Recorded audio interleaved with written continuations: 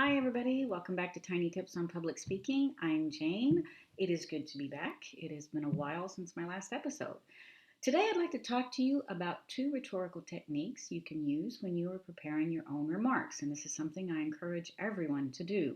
Whether you're someone who's fairly high up and you've got a whole team around you handling communication, or if you're just somebody traveling to Brussels to deliver some policy remarks and it's a pre-digested blurb, right?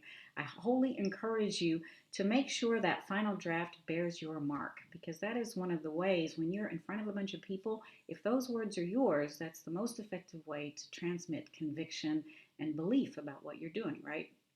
So the first technique is very simple. If you're a formal debater, you will recognize this right away.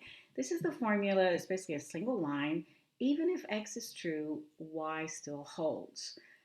In other words, even if Steve is completely correct, I'm still right. This is very simple, deceptively simple, in fact, and on paper it doesn't look like much, but it can be rhetorically very powerful if you deliver it well.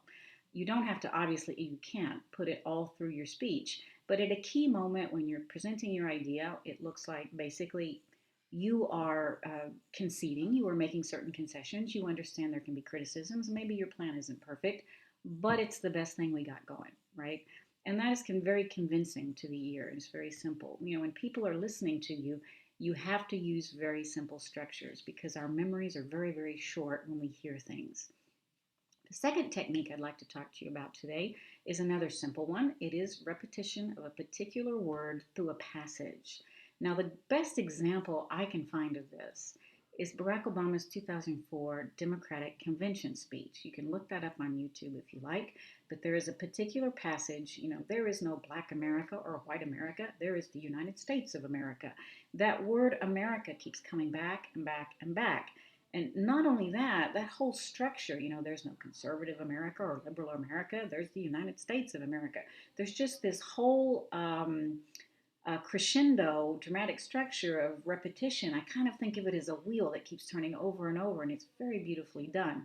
Now, yours obviously doesn't have to be that elaborate. It depends on what you're speaking in, right? But even a small appearance can really benefit from the repetition of a word like great, for instance. You'd say it's a great day for great people to elect a great leader. I'm not saying a whole lot there, right? But just the repetition of that word creates a cadence for the remarks. And cadence is very, very important when you are giving a speech. It is the number one obstacle to a non-native speaker being understandable and convincing, is they just don't know how to rhythm their remarks in English. English really depends on that.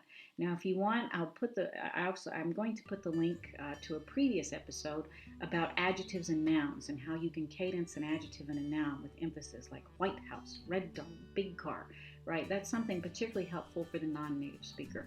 But this episode, I hope you found it helpful for everyone, native and non-native alike.